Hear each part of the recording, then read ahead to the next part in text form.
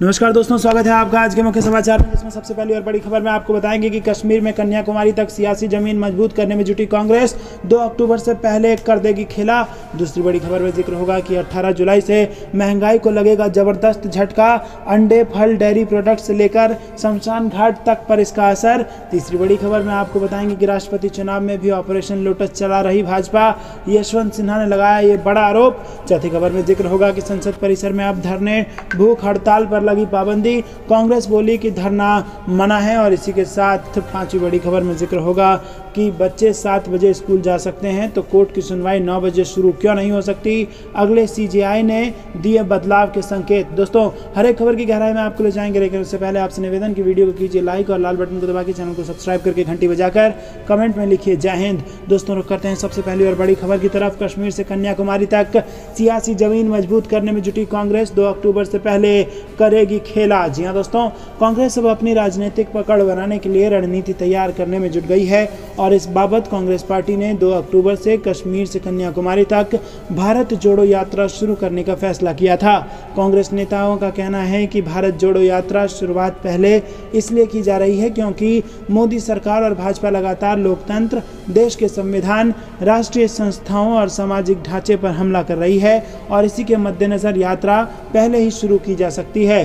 दोस्तों, रुक करते हैं अगली बड़ी खबर की तरफ। जेएमएम और द्रौपदी मुर्मू को समर्थन के ऐलान से विपक्ष को तगड़ा झटका, कांग्रेस की बड़ी बैठक। जी हां दोस्तों, झारखंड मुक्ति मोर्चा के राष्ट्रपति पद के चुनाव में एनडीए उम्मीदवार द्रौपदी मुर्मू को समर्थन देने के ऐलान से विपक्ष को झटका लगा है। झारखंड में झामुमो और कांग्रेस की गठबंधन सरकार है और ऐसे में उम्मीद थी कि झामुमो विपक्ष के उम्मीदवार यशवंत सिन्हा का समर्थन करेगा। झारखंड मुक्ति मोर्चा की घोषणा के बाद कांग्रेस ने झारखंड मुक्ति मोर्चा के साथ रिश्तों पर विचार करने के लिए शुक्रवार को रांची में बैठक बुलाई और इसमें राजनीतिक हालत पर चर्चा होगी। करीब 1 महीने में ये दूसरा मौका है जब झारखंड मुक्ति मोर्चा ने कांग्रेस को झटका दिया है। राज्यसभा चुनाव में झारखंड मुक्ति मोर्चा ने एक तरफा निर्णय करते हुए अपने प्रत्याशी के नाम की घोषणा कर दी थी, जबकि इस सीट पर कांग्रेस अपनी दावेदारी जता रही थी। उस वक्त भी कांग्रेस ने अपने तेवर दिखाए थे, पर गठबंधन बरकरार रहा। झामुमो के द्रौपदी मुर्मू को समर्थन के ऐलान के बाद कांग्रेस ने एक बार सख्त तेवर दिखाए हैं। प्रदेश प्रभारी अविनाश पांडे ने सभी कांग्रेस मंत्रियों की बैठक बुलाई ताकि आगे की रणनीति पर चर्चा की जा सके। दोस्तों, रुक करते हैं बड़ी खबर की तरफ। राष्ट्रपति चुनाव में भी ऑपरेशन लोटस चला रही भाजपा, यशवंत सिन्हा ने लगाया बड़ा आरोप। जी दोस्तों, राष्ट्रपति पद के लिए विपक्ष के प्रत्याशी यशवंत सिन्हा ने भारतीय जनता पार्टी पर हमला बोला है। यशवंत सिन्हा ने आरोप लगाते हुए कहा है कि भाजपा ने राष्ट्रीय चुनाव में भी ऑपरेशन लोटस शुरू कर दिया है और इसमें पैसे के दम पर वोट खरीदने का प्रयास किया जा रहा है। यशवंत सिन्हा ने ये बातें मध्य प्रदेश में कही। उन्होंने दावा करते हुए कहा कि गैर भाजपा विधायकों को मोटी रकम दी जा रही है क्योंकि भाजपा स्वतंत्र और निष्पक्ष चुनाव के परिणाम से डरती है। बता दें कि कांग्रेस विधायकों से मुलाकात करने के लिए यशवंत सिन्हा मध्य प्रदेश आए थे और यहां उन्होंने एक खबर का जिक्र किया जिसमें दावा किया गया था कि कांग्रेस के 28 आदिवासी विधायकों पर भाजपा की नज़र है। यह एमएलए क्रॉस वोटिंग करके एनडीए प्रत्याशी द्रौपदी मुर्मू का समर्थन कर सकते हैं। यशवंत सिन्हा ने कहा कि मुझे विश्वसनीय सूत्रों से पता चला है कि गैर भाजपा विधायकों को एनडीए उम्मीदवार के पक्ष में मतदान करने के लिए बड़ी रकम ऑफर की गई है। इसका मतलब है कि देश के सबसे बड़े चुनाव में भी भाजपा ऑपरेशन कमल का इस्तेमाल कर रही है। दोस्तों, रुक करते हैं अगली बड़ी खबर की तरफ। संसद परिसर में अब धरने, भूख हड़ताल पर पाबंदी, कांग्रेस बोली धरना मना है। जी हां दोस्तों, आपको बता दें कि संसद भवन के परिसर में क्या अब धरना प्रदर्शन पर भी रोक रहेगी। इससे जुड़ा एक आदेश शेयर करते हुए कांग्रेस ने मोदी सरकार को घेरा है। शेयर किए गए आदेश के मुताबिक संसद भवन के परिसर में कोई सदस्य धरना, हड़ताल, भूख हड़ताल नहीं कर सकेगा। इसके साथ साथ कोई धार्मिक कार्यक्रम भी वहां नहीं आयोजित हो सकेगा और इस फैसले पर विपक्ष भड़क गया है। वहीं दोस्तों, आपको बता दें कि बाद में सामने आया कि संसद भवन में किसी भी धरना प्रदर्शन को लेकर पहले भी इस तरह के लेटर जारी करते रहे हैं। और आपको बता दें कि राज्यसभा सांसद और कांग्रेस के सीनियर नेता जयराम रमेश ने भी इस पर ट्वीट किया है और उन्होंने आदेश की कॉपी को शेयर करते हुए लिखा कि विश्व गुरु का नया नाम है कि धरना मना है। दोस्तों, रुक करते हैं अगली बड़ी खबर की तरफ। बच्चे 7 बजे स्कूल जा सकते हैं तो कोर्ट की सुनवाई 9 बजे से शुरू क्यों नहीं हो सकती, अगले सीजेआई ने दिए बदलाव के संकेत। जी हाँ दोस्तों, अगर बच्चे सुबह 7 बजे स्कूल जा सकते हैं तो सुप्रीम कोर्ट 1 घंटे पहले क्यों नहीं खुल सकता। भारत के अगले चीफ जस्टिस यू ललित ने एक सुनवाई के दौरान ये टिप्पणी की है। उन्होंने खुद एक मामले की सुनवाई तय वक्त से 1 घंटे पहले शुरू की, जिसके बाद जस्टिस ललित ने ये टिप्पणी की। बताया गया कि जस्टिस यू ललित ने मामले की सुनवाई सुबह 9:30 बजे से शुरू कर दी, जबकि कोर्ट की कार्रवाई आमतौर पर सुबह 10:30 बजे से शुरू होती है। और इस दौरान जस्टिस यू ललित ने कहा कि अगर बच्चे सुबह 7 बजे स्कूल जा सकते हैं तो जज और वकील अपना दिन सुबह 9 बजे शुरू क्यों नहीं कर सकते। दरअसल पूर्व अटॉर्नी जनरल मुकुल रोहतगी ने मामले की जल्द सुनवाई होने पर खुशी जाहिर की, जिसके बाद जस्टिस ललित ने यह सब कुछ कहा। इस दौरान मुकुल रोहतगी ने सुप्रीम कोर्ट में कहा कि कोर्ट की कार्रवाई शुरू होने का सही समय 9:30 बजे का है, और इस पर जस्टिस ललित ने जवाब देते हुए कहा कि वो हमेशा से ही वक्त पर यानी जल्द सुनवाई के पक्ष में रहे हैं। दोस्तों रुक करते हैं अगली बड़ी खबर की तरफ। श्रावणी मेला में भीड़ उमड़ने से कोरोना के बढ़ने की आशंका, सरकार ने उठाए एहतियाती कदम। जी हाँ दोस्तों, बिहार में पिछले 1 पखवाड़े से कोरोना मामले में लगातार वृद्धि के बीच श्रावणी मेले को लेकर जिस तरह शिवालयों खासकर भागलपुर के सुल्तानगंज में श्रद्धालुओं की भीड़ उमड़ रही है, उससे कोरोना के बढ़ने की आशंका व्यक्त की जा रही है। बिहार स्वास्थ्य विभाग के आंकड़ों पर गौर करें तो राज्य में गुरुवार को 497 नए कोरोना संक्रमित सामने आए थे, जिससे राज्य में सक्रिय मरीजों की संख्या बढ़कर 2596 तक पहुंच गई है। और इस बीच श्रावण महीने के प्रारंभ होने के बाद शिवालयों में भीड़ उमड़ रही है। सुल्तानगंज में लाखों शिव भक्त पहुंच रहे हैं। सुल्तानगंज स्थित गंगा से ही कांवड़िए जल लेकर पैदल यात्रा कर देवघर पहुंचते हैं, जहां बाबा भोलेनाथ को जलार्पण करते हैं। इसी के साथ पवित्र श्रावण मास में लगने वाले मेले के कारण कोरोना संक्रमण बढ़ने की आशंका को देखते हुए स्वास्थ्य विभाग के अपर मुख्य सचिव ने मेडिकल कॉलेजों के प्राचार्यों और अधीक्षकों के अलावा सभी जिलों के सिविल सर्जनों के साथ बैठक की है।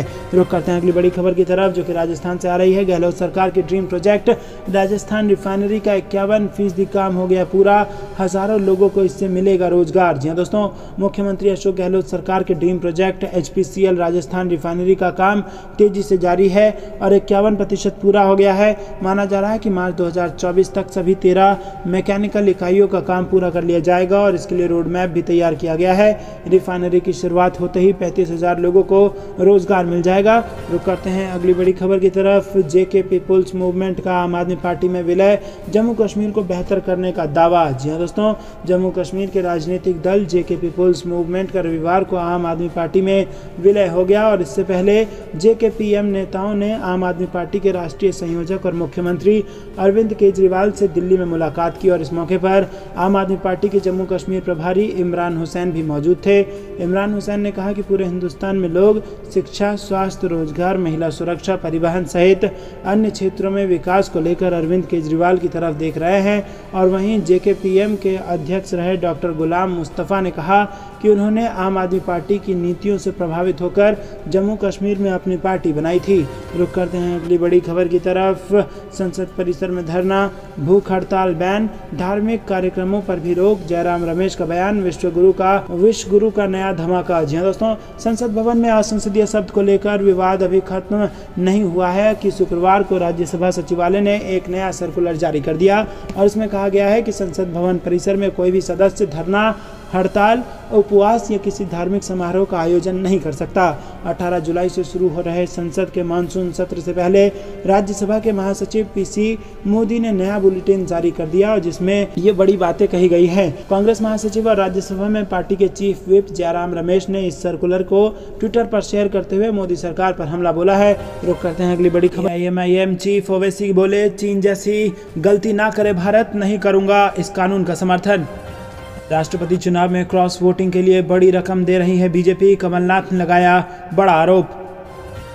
असंसदीय शब्दों पर घिरी मोदी सरकार, राहुल गांधी और महुआ मोइत्रा का तंज। प्रियंका गांधी ने पूछा कि किसानों को किसने कहा आंदोलनजीवी। वहीं मानसून सत्र से कांग्रेस उठाएगी अग्निपथ स्कीम, चीन का मुद्दा, बेरोजगारी, हेट स्पीच जैसे मुद्दे, बैठक में बनी ये रणनीति।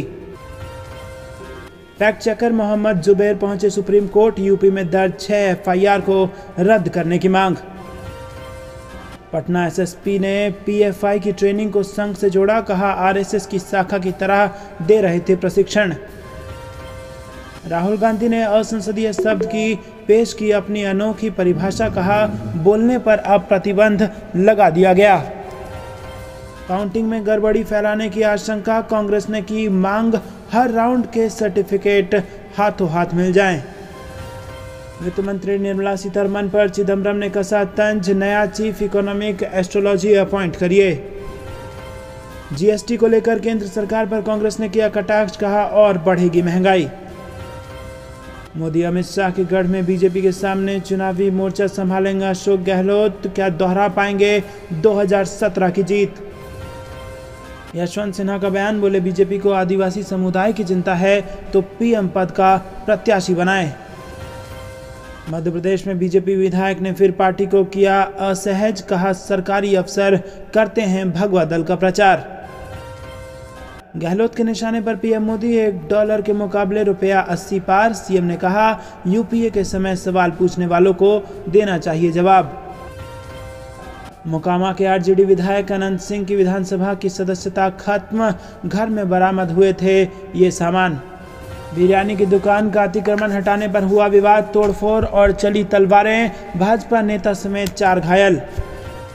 अग्निपथ योजना के विरोध में जयंत चौधरी की जनसभा, बोले 4 प्रधानमंत्री चुने जाएं, इनमें से 3 बने प्रधानवीर।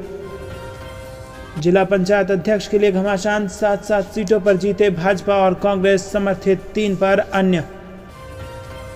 पटना में बनाए जिहादी दस्ते के निशाने पर थी नुपुर शर्मा और उनके समर्थक, देश भर के इस्लाम विरोधियों से लेना था बदला। तो दोस्तों ये थी दिन भर कुछ बेहद जरूरी और बड़ी सुर्खियां। आप रुक करते हैं कुछ खबरों की तरफ गहराई से, लेकिन उससे पहले फिर से आपसे निवेदन, वीडियो को लाइक जरूर कीजिए और लाल बटन को दबा के चैनल को सब्सक्राइब करके घंटी बजाकर कमेंट में लिखिए जय हिंद।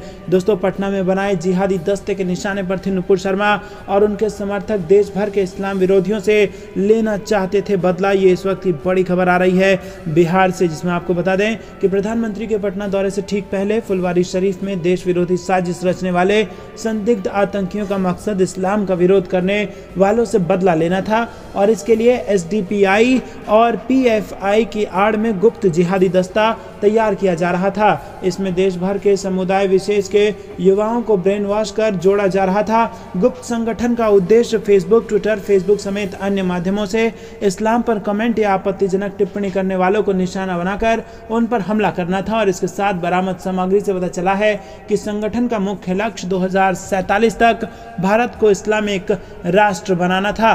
दोस्तों रुक करते हैं अगली बड़ी खबर की तरफ, जो कि राजस्थान से आ रही है। गहलोत के निशाने पर पीएम मोदी, $1 के मुकाबले ₹80 पार, सीएम ने कहा कि यूपीए के समय सवाल पूछने वाले कहां गायब हो गए। जी हां दोस्तों, आपको बता दें कि राजस्थान के मुख्यमंत्री अशोक गहलोत ने रुपए की कीमत में लगातार आ रही गिरावट को लेकर मोदी सरकार पर निशाना साधा है। सीएम गहलोत ने ट्वीट कर लिखा है कि यूपीए सरकार के समय $1 की कीमत 60 रुपए होने पर सवाल पूछने वाले आज कहां चले गए। रुपए की कीमत में रिकॉर्ड गिरावट के बाद $1 की कीमत पहली बार 80 रुपए पार हो गई है और यह भारत की अर्थव्यवस्था के लिए चिंताजनक स्थिति है। यह दिखाता है कि मोदी सरकार के पास अर्थव्यवस्था को लेकर कोई कार्य योजना है ही नहीं। सीएम गहलोत ने आगे कहा कि रुपए की कीमत में गिरावट से आने वाले दिनों में महंगाई बढ़ जाएगी, विदेशी मुद्रा भंडार तेजी से घटेगा, कमजोर होते रुपए से देश की साख भी कम होगी और यूपीए सरकार के समय $1 की कीमत 60 रुपए होने पर सवाल पूछने वाले आज गायब हो गए हैं। सीएम गहलोत ने मोदी सरकार पर निशाना साधते हुए कहा कि आने वाले दिनों में जनता को और ज्यादा महंगाई की मार झेलनी पड़ सकती है। रुक करते हैं अगली बड़ी खबर की तरफ। मानसून सत्र से कांग्रेस उठाएगी अग्निपथ स्कीम, चीन का मुद्दा, बेरोजगारी और हेट स्पीच का मुद्दा, बैठक में बनी ये रणनीति। जी हां दोस्तों, मानसून सत्र से पहले कांग्रेस ने अपनी संसदीय रणनीति समिति की बैठक बुलाई है, जिसकी अध्यक्षता सोनिया गांधी ने की। बैठक में शामिल होने के लिए पार्टी के वरिष्ठ नेता मौजूद रहे और करीब 1 घंटे तक चली बैठक में केंद्र को विभिन्न मुद्दों पर घेरने की रणनीति बनाई गई है। इन नेताओं में जयराम रमेश, पी चिदम्बरम, केसी वेणुगोपाल, शक्ति सिंह गोहेल, मल्लिकार्जुन खड़गे समेत कई सारे नेता मौजूद थे। बैठक में पार्टी ने यह तय किया कि एलपीजी के बढ़ते दामों, अग्निपथ स्कीम, चीन का मुद्दा, बेरोजगारी, संघीय ढांचे पर हो रहे हमले और रुपए की गिरती कीमत, हेट स्पीच जैसे मुद्दे दोनों सदनों में उठाए जाएंगे और इसके साथ ही अल्पसंख्यकों पर हो रहे अत्याचार का मुद्दा भी पार्टी उठाएगी। वहीं हाल ही में जिस तरह ईडी की मदद से विपक्ष के नेताओं पर हो रही कार्रवाई को भी पार्टी सदन में उठाएगी। कांग्रेस नेता अधीर रंजन चौधरी ने कहा कि सरकार कौन सा विधेयक या क्या मुद्दा लेकर आएगी अभी इसकी जानकारी नहीं है, लेकिन देश में मुद्दे की कोई कमी नहीं है। अनेक मुद्दे हैं, मोदी जी हैं तो अनेक मुद्दे मुमकिन हैं। वहीं कितने मुद्दे उठाने की इजाज़त होगी हमें नहीं पता। हमारे सामने ये चुनौती है कि हम कितने मुद्दे उठाते हैं। दोस्तों, रुक करते हैं अगली बड़ी खबर की तरफ। राष्ट्रपति चुनाव में क्रॉस वोटिंग के लिए बड़ी रकम दे रही है भाजपा, कमलनाथ ने लगाया ये बड़ा आरोप। जी हां दोस्तों, आपको बता दें कि कांग्रेस नेता और मध्य प्रदेश के पूर्व मुख्यमंत्री कमलनाथ ने गुरुवार को आरोप लगाया कि राज्य की सत्तारूढ़ बीजेपी 18 जुलाई को होने वाले राष्ट्रपति चुनाव में अपने उम्मीदवार को वोट देने के लिए बड़ी रकम की पेशकश कर उनकी पार्टी के विधायकों को लुभाने की कोशिश कर रही है। उन्होंने विपक्षी राष्ट्रपति पद के उम्मीदवार यशवंत सिन्हा के साथ एक संवाददाता सम्मेलन को संबोधित करते हुए कहा कि कांग्रेस के एक विधायक ने उन्हें पैसे के बदले में एनडीए उम्मीदवार द्रौपदी मुर्मू को वोट देने के लिए फोन आने की सूचना दी। और इसी के साथ कमलनाथ ने कहा कि हालांकि आश्वासन दिया कि कांग्रेस के सभी विधायक सिन्हा को वोट देंगे। दोस्तों, रुक करते हैं अगली बड़ी खबर की तरफ। यशवंत सिन्हा का बड़ा बयान, बीजेपी को आदिवासी समुदाय की चिंता है तो पीएम पद का प्रत्याशी बनाए। जी हां दोस्तों, देश में राष्ट्रपति चुनाव के लिए 18 जुलाई को मतदान होगा और विपक्ष के राष्ट्रपति पद से प्रत्याशी यशवंत सिन्हा गुरुवार को भोपाल आए हैं। उन्होंने कहा कि बीजेपी आदिवासी समुदाय का सच्चा सम्मान करना चाहती है तो उसी समुदाय के व्यक्ति को राष्ट्रपति नहीं प्रधानमंत्री पद का प्रत्याशी बनाना चाहिए। पूर्व केंद्रीय मंत्री यशवंत सिन्हा ने मीडिया से बातचीत में कहा कि राष्ट्रपति पद के चुनाव अभियान के सिलसिले में देश के विभिन्न राज्यों में जा रहा हूं। मैं मध्य प्रदेश की राजधानी आकर बहुत खुश हूं और इसके पहले मैं केरल, तमिलनाडु, छत्तीसगढ़, तेलंगाना, कर्नाटक, गुजरात, जम्मू कश्मीर, राजस्थान, हरियाणा, पंजाब और असम जा चुका हूं। मैं कांग्रेस पार्टी के सभी सांसद और विधायकों का धन्यवाद देता हूं कि विपक्ष के राष्ट्रपति चुनाव 2022 के संयुक्त प्रत्याशी के तौर पर उन्होंने मेरा समर्थन किया। सिन्हा ने कहा कि मुझे विश्वसनीय सूत्रों से यह भी जानकारी मिली है कि गैर बीजेपी विधायकों को क्रॉस वोटिंग के लिए बड़ी मात्रा में धन का ऑफर दिया जा रहा है। इसका मतलब है कि गणतंत्र के सर्वोच्च पद के लिए हो रहे निर्वाचन में भी ऑपरेशन कमल का इस्तेमाल किया जा रहा है। इसका सीधा मतलब है कि भाजपा को स्वतंत्र और निष्पक्ष राष्ट्रपति चुनाव से डर लग रहा है। मैं निर्वाचन आयोग से और राष्ट्रपति चुनाव के लिए रिटर्निंग ऑफिसर की भूमिका निभा रहे राज्यसभा के महासचिव से आग्रह करता हूं कि वो सत्ताधारी दल पर लग रहे भ्रष्टाचार के आरोपों की जांच करे। उन्होंने कहा कि ऑपरेशन कमल का सही नाम होना चाहिए ऑपरेशन मल, क्योंकि ये सत्ताधारी दल की गंदी राजनीति का पर्यायवाची बन गया है। इसका इस्तेमाल विपक्षी दलों को तोड़ने फोड़ने में किया जा रहा है और विपक्षी दल की सरकार को गिराने में किया जा रहा है। मध्य प्रदेश के अलावा भाजपा ने गंदे तरीके से कर्नाटक, गोवा, अरुणाचल और हाल ही में महाराष्ट्र में सरकारें गिराई हैं और इस सब को देखकर मुझे लोकतंत्र के लिए खतरे की घंटी महसूस हो रही है। दोस्तों, आपको बता दें कि उन्होंने कहा कि भाजपा ने लोकतंत्र पर जो सबसे ताजा हमला किया है उसमें भ्रष्ट, जुमलेबाजी और धोखा जैसे शब्दों को असंसदीय घोषित कर दिया गया है और मैं इस वाहियात निर्णय की निंदा करता हूं। अगर संसद में ईमानदार बहस पर रोक लगा दी जाएगी तो फिर संसद को ही क्यों नहीं बंद कर देते। दोस्तों, रुक करते हैं अगली बड़ी खबर। आजम खान ने यूपी सरकार पर सुप्रीम कोर्ट की अवमानना करने का लगाया आरोप। जी हां दोस्तों, समाजवादी पार्टी के नेता आजम खान ने उत्तर प्रदेश की राज्य सरकार पर सुप्रीम कोर्ट की अवमानना करने का आरोप लगाया है। इस मामले में अदालत ने राज्य सरकार से 1 हफ्ते में जवाब मांगा है। समाजवादी पार्टी नेता आजम खान ने गुरुवार को सुप्रीम कोर्ट को बताया कि राज्य सरकार ने रामपुर में जौहर यूनिवर्सिटी का रास्ता बंद कर दिया है, इसीलिए यूनिवर्सिटी में जाना मुश्किल हो रहा है और सारा काम रुक गया है। वकील कपिल सिब्बल ने कहा कि यूनिवर्सिटी के मुख्य द्वार पर तारों से घेरा बांध दिया गया है और इसकी वजह से यूनिवर्सिटी के अंदर कोई नहीं जा सकता। वरिष्ठ वकील कपिल सिब्बल ने कहा कि 27 जून को सुप्रीम कोर्ट ने यूनिवर्सिटी में यथास्थिति बनाए रखने का आदेश दिया था, लेकिन तारों की घेराबंदी इस तरह की गई थी कि यूनिवर्सिटी में जाना ही संभव नहीं है और ये सुप्रीम कोर्ट के आदेश की अवमानना है। सिब्बल ने इस बाबत तस्वीरें भी कोर्ट को दिखाई और इससे पहले इलाहाबाद हाई कोर्ट ने यूनिवर्सिटी के कुछ हिस्से की जमीन को जब्त करने का आदेश दिया था, लेकिन 27 जून को सुप्रीम कोर्ट ने हाई कोर्ट के आदेश पर रोक लगाते हुए यथास्थिति बनाए रखने का आदेश दिया। हालांकि राज्य सरकार के वकील ने ये कहा कि ये घेराबंदी सुप्रीम कोर्ट के 27 जून के आदेश से पहले ही कर ली गई थी। दोस्तों, रुक करते हैं अगली बड़ी खबर की तरफ, जो कि गुजरात से आ रही है। स्मार्ट सिटी अहमदाबाद हो गया पानी पानी, 8,000 करोड़ के बजट पर अब उठने लगे सवाल। जी हाँ दोस्तों, गुजरात में बारिश आफत बनकर बरस रही है। आधा गुजरात बाढ़ की चपेट में है, कई इलाके पूरी तरह से डूब गए हैं और बस मदद के लिए नाव का इंतजार है। हालत यह है कि मंगलवार को एक ही दिन में 14 लोगों की बाढ़ से जान चली गई और मौजूदा बारिश में अब तक 79 लोगों की मौत हो चुकी है। नवसारी में सबसे ज्यादा कहर बरपा है और यहाँ कई इलाके लबालब हैं। घरों में पानी घुस आया है, सामान तैर रहे हैं, पानी के थपेड़ों से दीवार तक दरकने लगी है। तापी में दोसवाड़ा डैम ओवरफ्लो हो गया है। डैम लबालब होने से मिंडोला नदी में पानी लगातार बढ़ता जा रहा है। राम जी मंदिर के सामने से गुजरने वाला नदी पर बना पुल भी लोगों की आवाजाही के लिए बंद कर दिया गया है। तो दोस्तों, गुजरात में भारी बारिश से यहाँ पर बाढ़ से 8,000 करोड़ के बजट पर सवाल उठने लगा है। रुक करते हैं अगली बड़ी खबर की तरफ। गहलोत। तो दोस्तों, ये थी दिन भर कुछ बेहतरीन और बड़ी खबरें। तक बने रहने के लिए बहुत बहुत धन्यवाद। देख रहे थे आपका अपना चैनल जय हिंद जय भारत।